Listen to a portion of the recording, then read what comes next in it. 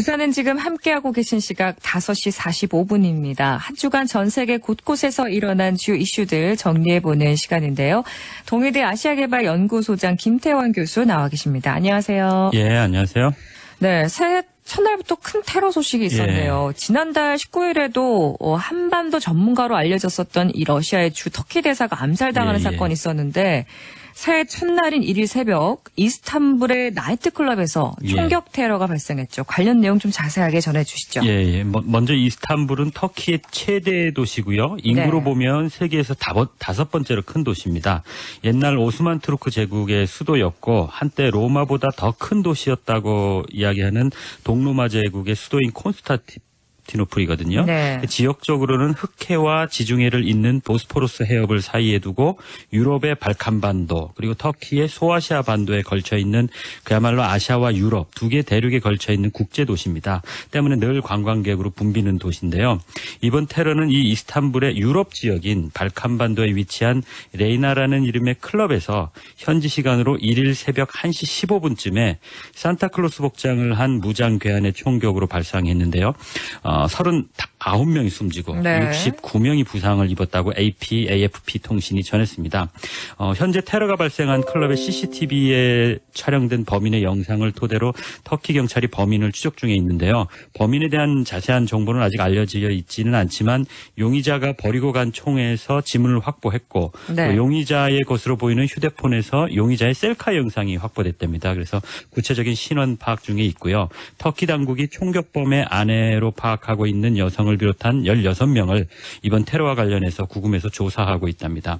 이 조사에 의하면 연행된 용의자의 아내가 남편이 IS 조직원인 줄 몰랐다 이렇게 진술했다고 합니다. 그 말은 테러가 IS에 의한 것이라는 그런 추측을 갖게 하는 대목입니다. 네, 그렇군요.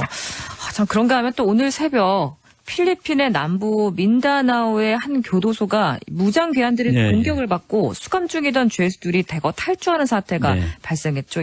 이 내용도 좀 정리해 주시죠. 예, 필리핀 남부의 큰 섬인 민다나오는 이슬람 반군의 세력이 아주 위세를 떨치는 지역으로 유명합니다. 300년 동안 스페인의 식민 지배를 받았고 또 19세기 말부터는 지배권을 스페인에서 미국이 이양받아서 1946년 필리핀이 독립할 때까지 서구의 영향을 많이 받아서 인구의 80% 이상이 카톨릭입니다. 그래서 카톨릭 문화의 국가인데 말레이시아와 가까운 남부의 민다나오는 일찍부터 이슬람이 유입돼서 늘 분리주의 이슬람 운동이 활발하게 전개되어 온 지역입니다. 이 민다나오 본섬의 내륙 중앙에 위치한 코타바토주의 한 교도소에 100여 명의 이슬람 반군으로 추정되는 무장 괴한들이 공격을 감행해서 교도소 경비대와 2시간여가량 총격전을 벌였고 그 와중에 1,500여 명 수감자 중에서 158명이 탈출했다고 현지 당국이 밝혔고요. 현재 당국이 탈주자들을 추적 중에 있는데 현지 교도소 소장은 이슬람 반군 단체가 동료 수감자들을 구조하기 위해서 계획된 공격이라고 이렇게 발표를 했습니다.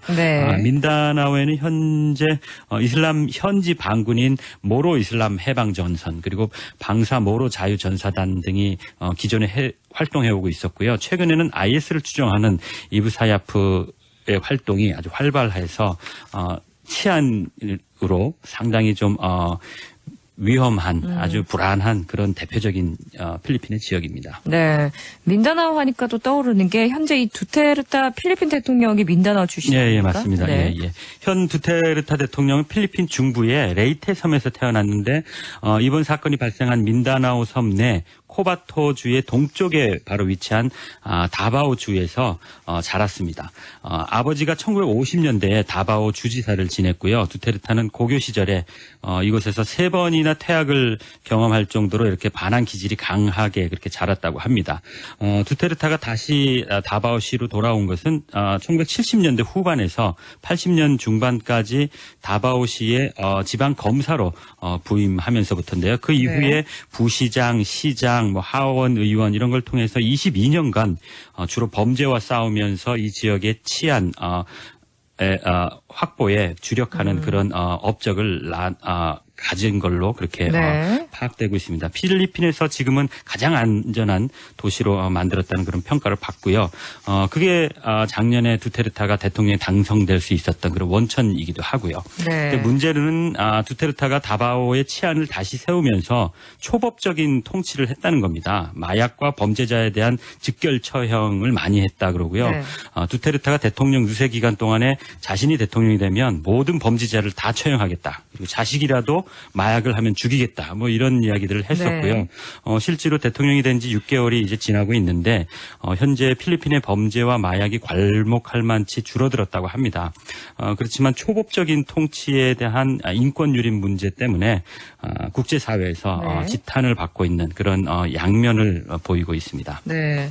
초법적인 통치 말씀하셨듯이 저도 좀 이 두테르테 필리핀 대통령을 보면 혼란스러워요. 예, 맞습니다. 예. 민주적으로 선출을 했는데 이 민주주의 역행하는 행동을 하기도 그렇죠, 하고 예.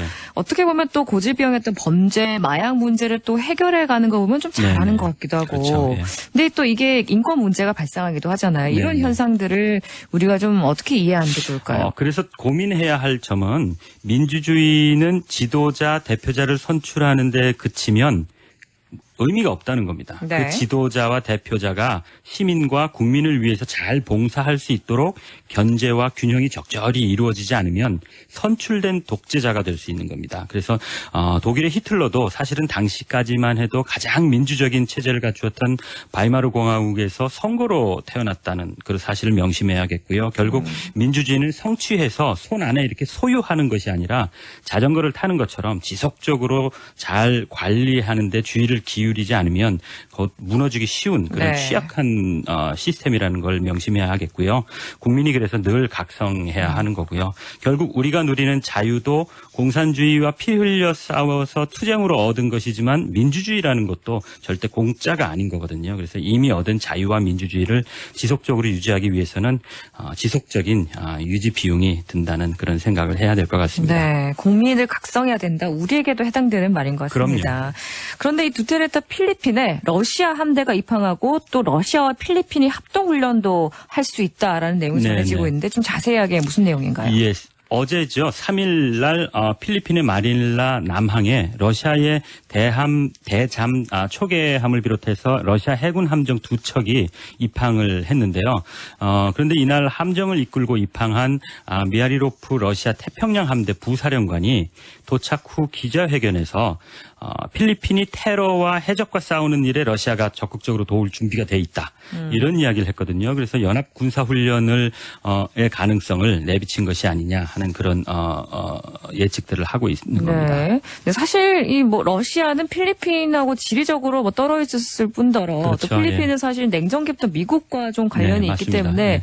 러시아 함대가 방문하는 경우는 좀 제 기억에 별로 없는데 이번이 좀 이례적인 사건이 아닐까요? 예, 잘 네. 지적해 주셨는데요. 역대로 지금까지 3번에 불과합니다. 작년 네. 두테르테 정권 취임 이후는 처음이고요. 3번밖에 방문을 안 했는데 아무래도 두테르테 대통령이 반미적인 성향이 강해서 미국과 거리를 두려고 하는 것 아닌가 그런 생각을 해보고요.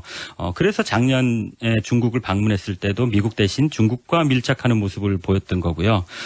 그런데 필리핀 입장에서 보면 중국은 안보 문제가 직접적으로 걸려 있습니다. 그래서 네. 아무래도 한계가 있는 것 같고요.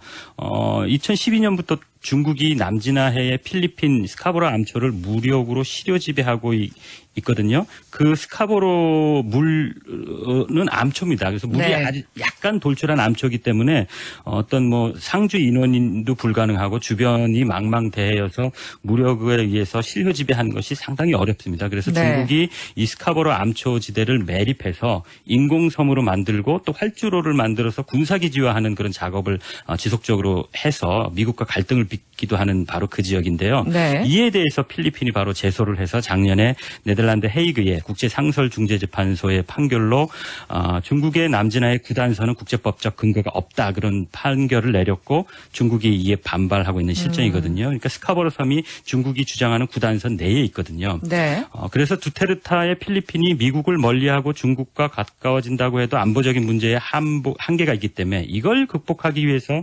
아무래도 미국에 대해서는 중국과 공조하고 있지만 그래도 전통적인 중국과 경쟁 관계를 유지하고 네. 있는 러시아를 끌어들이는 것이 아닌가 이런 네. 생각을 해봅니다. 두테르테 역시 외교 전략가라고 할 수 있겠네요. 그런 것 같습니다. 네, 오늘 말씀 감사합니다. 예, 감사합니다. 네, 지금까지 동의대 아시아개발연구소장 김태환 교수와 함께했습니다. 네, 부산은 지금 저희는 내일도 오후 5시 10분에 여러분을 찾아뵙겠습니다. 지금까지 아나운서 이지연이었습니다. 감사합니다.